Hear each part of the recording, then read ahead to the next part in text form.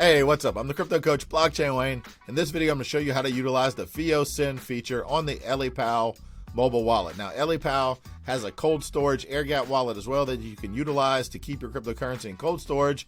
And whenever you want to remove your cryptocurrency from the Ellipal wallet to send it to a hot wallet, you can utilize the FIO Send feature to make that super easy to do. I'll show you what I'm talking about right here in the app. So pull up the app here behind me. And this is the Ellipal mobile wallet. Now, if you want to connect it to the cold storage device, you would have to hit the account, and then it gives you the option to connect to a cold wallet, which I could do there. But I'm going to send cryptocurrency that is currently in the mobile app wallet. I hit Bitcoin, and I'm going to send Bitcoin. I hit send, and I'll put how much I want to send. Say I want to send the max of that wallet. I hit the max or type in the amount. And this is where I type in my FIO crypto handle. Instead of that long string public address, you have to copy and paste. I'm going to type in blockchain Wayne at Edge. And if it's a valid linked Bitcoin address, it will show up here. You're going to see it in a second.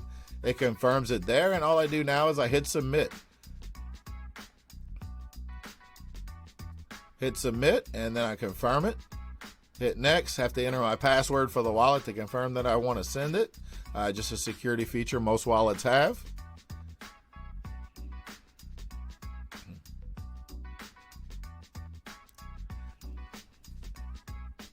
And now it's done. It's complete. It's as simple as that to utilize FIO Send from Ellipal when you want to send it to a FIO crypto handle enabled wallet.